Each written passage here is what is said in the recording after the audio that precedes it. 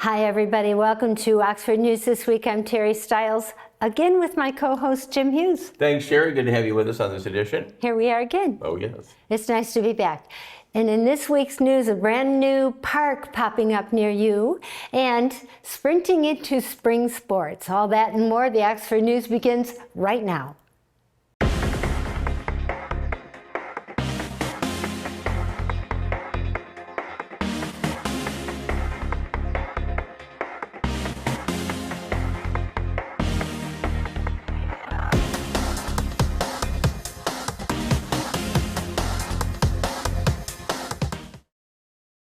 Oxford Community Television would like to extend a huge thank you to the Addison Township Trustee Board for their unanimous decision to forward full franchise fees paid to the community by cable providers to OCTV. Franchise and PEG fees are paid to the community by cable providers such as AT&T, Comcast, and Spectrum for use of telecommunications rights of way, easy for me to say, in each community. As far as the fee goes, a community has the right to keep the total franchise fees to use in their community or forward all or some to their public access television station, should they have one.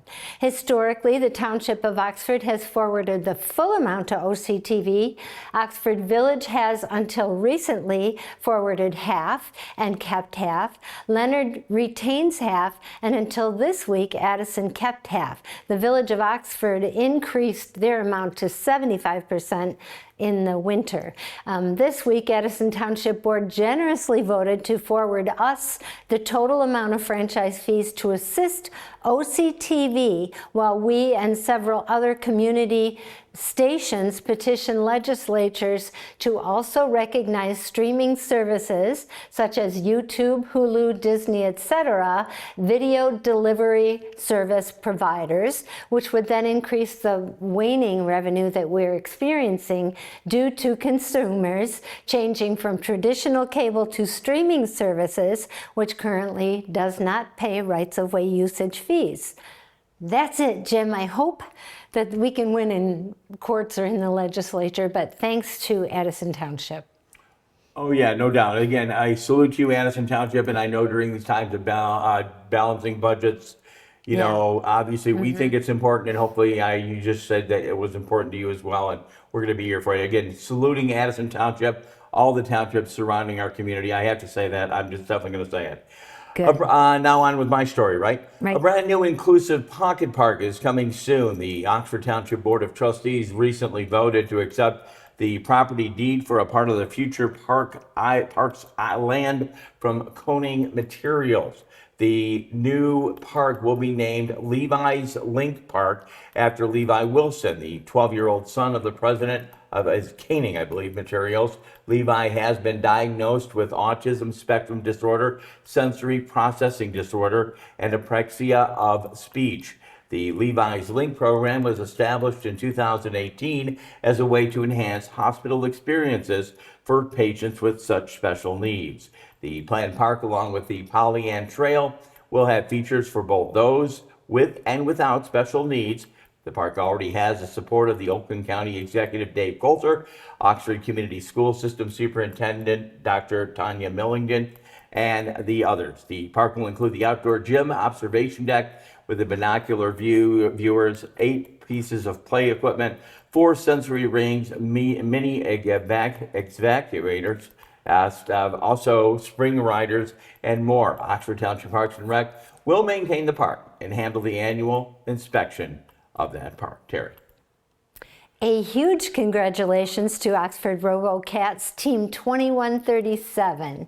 We've been following their progress since the beginning of the season and are very excited to announce the results of their time at the World Championships. The RoboCats is Oxford's first robotics team, and they made it to the first World Championship in Houston. The Wildcats made it to the semifinals in the Milstein division out of 30 3,690 global teams, and RoboCats ranked 90th, which is fantastic, meaning that they placed in the top 3% of all the teams. And the RoboCats placed 10th in Michigan out of 525 teams, making them in the top 2% of all teams from this state. What a great, incredible season. Congratulations and go Cats. Jim? Hard to believe we're already talking about this since we're just entering spring and summer, but the Michigan Renaissance Festival's Facebook and Beyond Our Borders, the Ren Fest is asking for volunteers right now to make the magic happen. And I guess you ask what for? Prepare the Michigan Renaissance Festival for another enchanting season. The Ren Fest team is hosting a cleanup day for volunteers. With a little bit of work, volunteers can earn gifts for each weekend they attend by helping out cleaning up the park. On the weekend of May 17th and 18th, volunteers can receive one Royal Pass. On May 31st through June 1st, volunteers can receive one Royal Event ticket and a festival t-shirt, and volunteers on June 14th and 15th can receive a Holly Dazzle Family 4-pack. That's the event they have in the holiday season, that includes 2 adults and 2 children's tickets. Plus cozy festival hoodie. Everybody loves those. Volunteering days run from 9 a.m. to 4:30 in the afternoon. Lunch is provided during the volunteer time. For more information, how to become a volunteer, you can sign up by contacting them at 248-634-5552. And in more Beyond Our Borders, the Lake Orion Police Department is investigating a combined malicious destruction of property and a hit-and-run incident at Meeks Park. The vehicle of interest has been photographed and is believed to be a 2007-2008 red Dodge Nitro. The car is likely to have fresh damage to the front side. The incident occurred on Thursday, April 11th, just before 7 p.m. Photos and videos of the vehicle can be found on the Lake Orion Police Department Facebook page. Those who recognize the vehicle or have any information that could assist with the investigation are encouraged to contact the Lake Orion Police Department. Their number is 248-693-8323, or they can be reached through direct message on Facebook. Jim? In Oakland County, the road construction just doesn't create frustration for drivers. It can actually cause a major safety problem.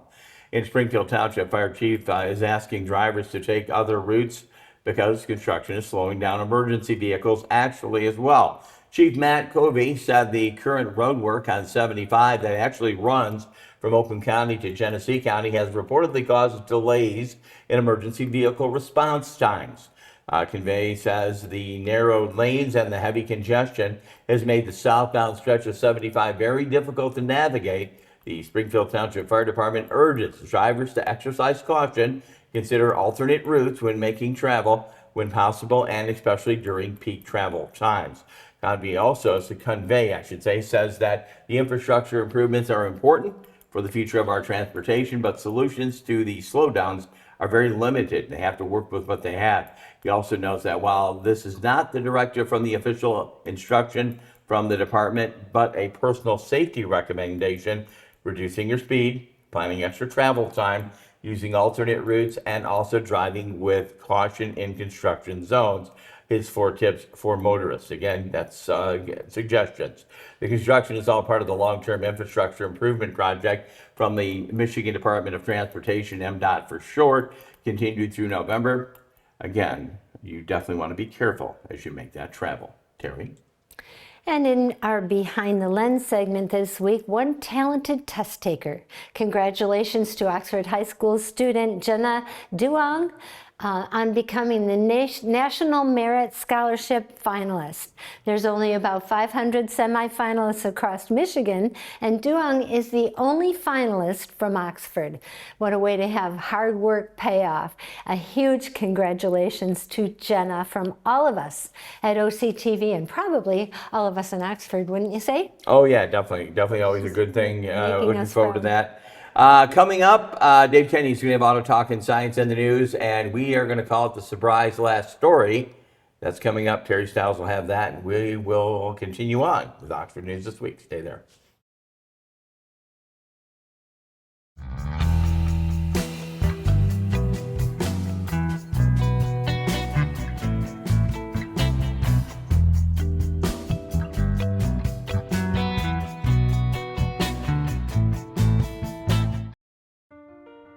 My son Ian was diagnosed with a brain tumor at the age of 16 months. The outlook was pretty rough. We had no hope until St. Jude rescued us. I mean, they saved him. But then it turned out he had a second cancer. To this date, we are 12 years into this journey, and from day one, we've never once seen a bill. It gave us the peace of mind to know that we're there with our son, and we're gonna beat cancer together. Now, he is doing really, really well. He's alive because of what St. Jude has done. He's here because of the doctors who came before, their blood, their sweat, their tears, of every day being in that hospital, the knowledge that has been accumulated and shared with everyone else around the world. This is how we get rid of this, how we help kids beat cancer all over. It's the future. Welcome to this edition of Auto Talk. I'm Dave Kenny, and these stories are taken from Automotive News. In our first story, Cadillac will bring its high-performance V-Series badge to another electric vehicle, the Ontw compact crossover for 2026. General Motors luxury brand said the Ontw will arrive this year as the fifth Cadillac model currently on sale to get the V-Series treatment and part of the sub-brand's fifth generation. It's the second V-Series EV joining the Lyriq midsize crossover. The Ontw V will elevate the brand's performance offering, Cadillac said in a statement. Building on Ontw's agile drive, Cadillac engineers delivered a unique package prioritizing precision, a dynamic suspension, and tight steering for an exhilarating driving experience. Cadillac reported its first 1,716 Ontw sales in the U.S. in the first quarter. The crossover built in Mexico is one of several new Cadillac EVs going on sale this year. The 2026 Lyriq V, built at GM's assembly plant in Spring Hill, Tennessee, can accelerate from 0 to 60 miles per hour in 3.3 seconds using a driving mode called Velocity Max.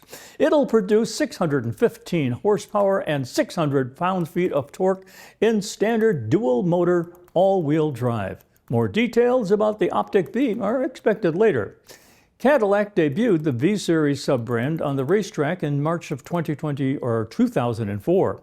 Its first production vehicle was the 2004 CTS V sedan. Outside from the Lyriq and Ontw EVs, V-Series also is offered on the gasoline-powered CT4 and CT5 sedans, including Blackwing variants and the Escalade full-size SUV. Separately, GMC said it will reveal the freshened 2026 Hummer EV on May 15th. Details were not disclosed, but the brand posted a teaser video on the electric SUV with the slogan, "King of the Off-Road." GMC reported U.S. sales of over 3,400 Hummer EV pickups and SUVs in the first quarter, more than double a year earlier. The pickup variant launched in 2021, with the SUV followed in 2023. And in our next story, Stellantis recalls nearly 49,000 Dodge Hornets. Stellantis is recalling over 48,000 U.S. vehicle due to a rear-view camera image that may not display, according to an April 15th report from NHTSA. The recall covers the 2023 and 2025 Dodge Hornet and the Italian Alfa Romeo Tonale. Only 1% of vehicles recalled are expected to have the defect. When an affected vehicle is put in reverse, the rear-view image may not display. This is because of a cold soldering on the voltage regulator and/or a software defect within the microprocessor that may result in a black screen instead of the rear-view image. The automaker opened an investigation into the issue in March of 2004 when Stellantis Europe's Customer Experience Department first received reports of the problem. Those with affected vehicles can have the radio replaced and/or software updated to resolve the issue. The automaker committed to reimbursement for those who have already paid to have the issue fixed. Dealers were notified of the recall on April 22nd, while owners will be notified on June 4th. This is one of many recalls relating to rear-view cameras that have come in the last few years. This month, on April 8th, Porsche had to recall over 600 vehicles over an issue with rear-view cameras. Ford recalled over 72,600 vehicles over rear-view camera failures in February. Well, that's it for this edition of Auto Talk. I'm Dave Kenny. Stay tuned to Oxford Community Television.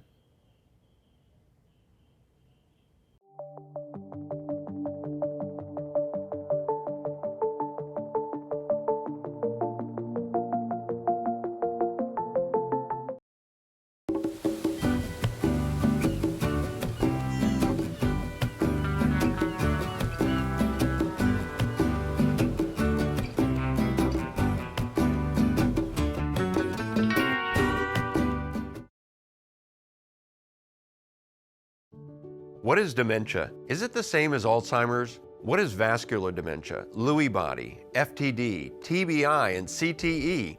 If someone has memory loss, does that mean they have dementia? Millions of Americans ask these questions every day. I did too, and I learned. My wife Ginny developed dementia. I didn't know what to do or what was coming next. I'm Kevin Jameson, volunteer and president of the Dementia Society of America. I'm excited to offer you a free guide to understanding dementia. It's filled with facts about dementia, care planning, how doctors can help, and ways to keep your brain as healthy as possible. The Dementia Society of America is a national nonprofit, and we're ready to answer your questions. You want to live life to the fullest. I know that. Ginny did too, and I'm confident that we can help. Get your copy of the guide. Go to 1-800-DEMENTIA.org or call 1-800-DEMENTIA. Thank you.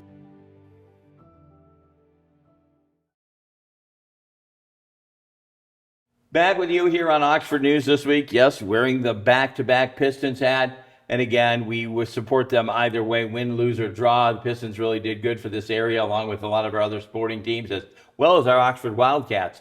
The Wildcats came up barely behind a tight matchup against the rival Lake Orion on the track and field competition.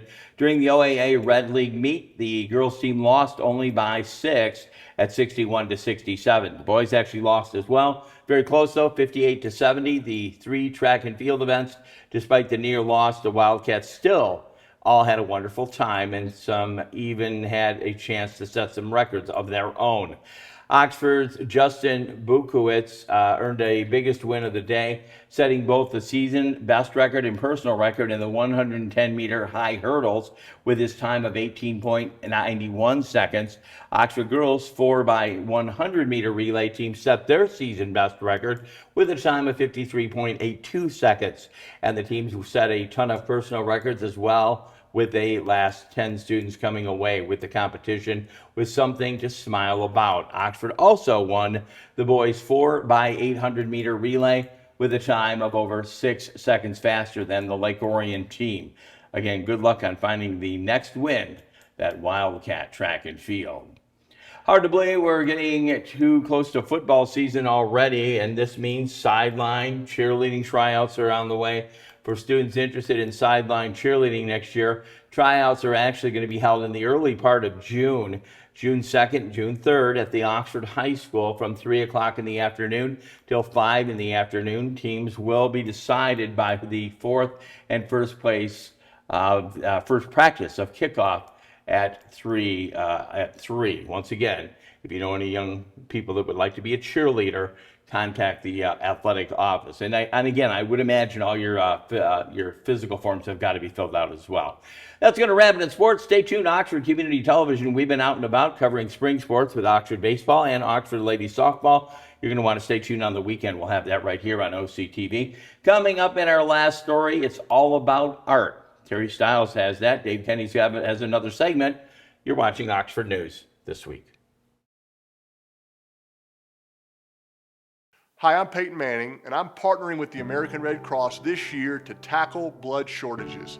Giving blood's important because every 2 seconds, someone actually needs blood, and unfortunately, only like 3% of the U.S. population donates. So we have to step up to give and to make sure there's plenty of blood available for those in need. Visit redcrossblood.org to get in the game and make an appointment to give.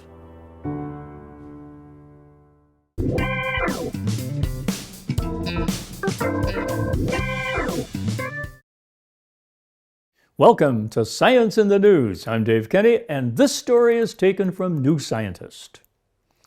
Bringing down high blood pressure reduces the risk of dementia and cognitive impairment, according to a large study of people in China. Many studies have linked high blood pressure, also known as hypertension, with a greater risk of developing dementia. Some research has also indicated that a side effect of blood pressure treatment may be lower dementia risk. Now, Jiang He at the University of Texas Southwestern Medical Center in Dallas and his colleagues have directly looked at the effectiveness of medicines that reduce blood pressure on dementia and cognitive impairment. They studied over 33,900 people in rural China who were all over 40 years old and had hypertension. The participants were split into one of two random groups, each with an average age of about 63 years old. The first group received on average 3 antihypertensive medications such as ACE inhibitors, diuretics, or calcium channel blockers to aggressively ensure their blood pressure stayed down. They also had coaching on home blood pressure monitoring and on lifestyle changes that could help keep blood pressure down, including weight loss and reducing intake of alcohol and salt. The other set, treated as the control group, got the same coaching and a more usual level of treatment for the region, involving just one medication on average. At a follow-up appointment after 48 months, the participants had their blood pressure tested and were measured for signs of cognitive impairment using standard questionnaires.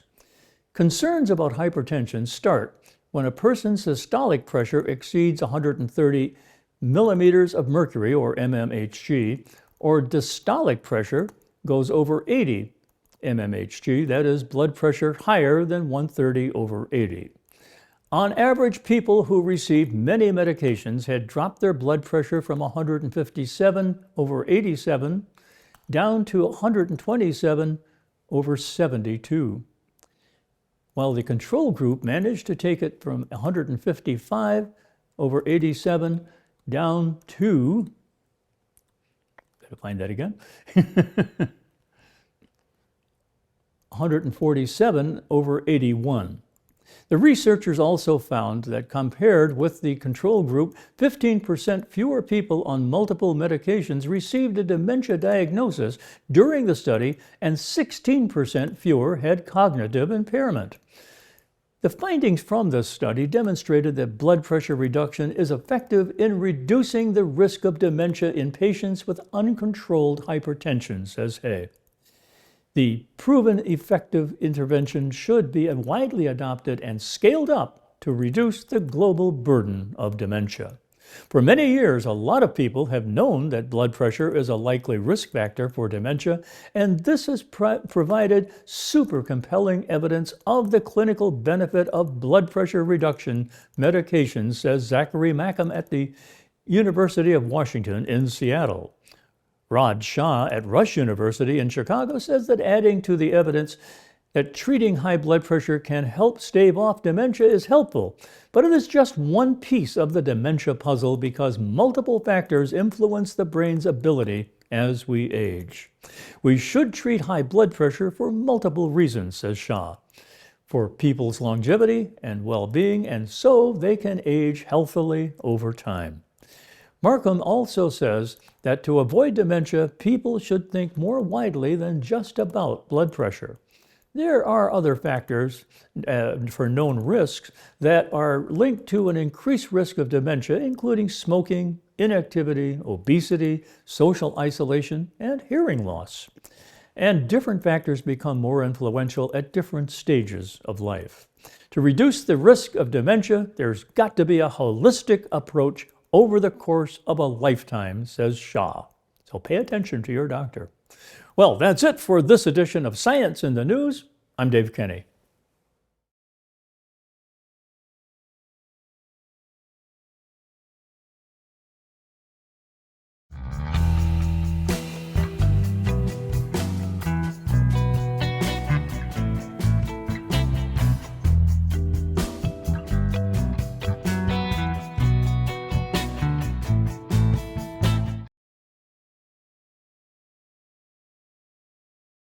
And in our last story, the Orion Art Center in Lake Orion is hosting its annual art and flower fair in just a few short days. The free event will showcase over 100 art and flower vendors. Live artist demonstrations will bring the works straight to you. And there's a kids area with games, crafts, and other cool things to do, plus live entertainment all weekend long. The Orion Art Center is a nonprofit organization that relies on events like these to stay afloat. The center always welcomes sponsors and volunteers interested in getting involved with supporting their mission of providing access to creative experiences for residents and artists in the Southeast Michigan area. Those interested can email info@orionartcenter.org for more information. And I have to say, my oldest grandson had one of his pieces of art hung there or featured nice. there one time. It was pretty cool. Very So cool. it's not just for Lake Orion. It's Oxford. It's all over. Anybody that knows how to do art can go in Yeah, there. I'm not one of those. Hey, once again, want to take this big special thank you. And again, we thank Oxford all along too, gosh, but of course. Addison Township, I know, like I said, during the budget constraints with communities Yeah. and, we're coming and other people are coming and we appreciate what you did. And I mean, honestly, a Yeah. salute to Addison Township, a salute Yep. to Oxford Township, a salute to Oxford villages. Village, and hopefully Leonard Village will be on Leonard. board soon too. Yeah, yeah. Leonard gives us our PEG fees, so we still get funding from Leonard as well. Right. It's just that I didn't even want to ask them for franchise fees because they, that's a smaller community and they count every penny. So thank you to Addison Township and Oxford Township. Oxford Township has always given full support. I mean, We're and grateful. again, like I say, I think we provide a very a good service to the community with what we do. Sure. We're out and about doing the sports. We do the concerts at Christmas time. We Yep. come to your community and do your Christmas festival. I remember that last year with Will Julian doing that in Leonard, honestly. And the Strawberry Festival Yeah. we've never missed. And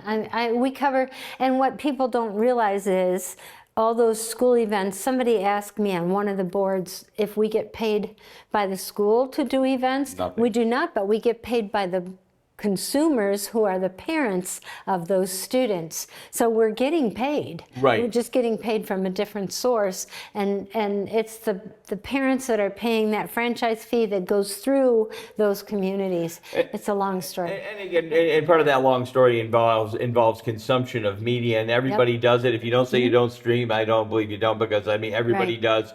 In fact, we actually, that's what we got to get is the streamers on board Right. with the cable providers and the Right. AT&Ts and everybody giving their because they're getting content without compensation. Right, and the streamers are using those telecommunication lines that Charter, Comcast, and Lay AT&T down. are paying for. Right. Why shouldn't the streamers Right. pay for those rights of ways as well? And like I said, not that we're out here crying, poor mouth or anything, but again, if you maybe you have Roku and you see us, in another state, or you have a streaming service and you end up catching us, and maybe you like what you see, feel free to contact our office and maybe we can figure something out.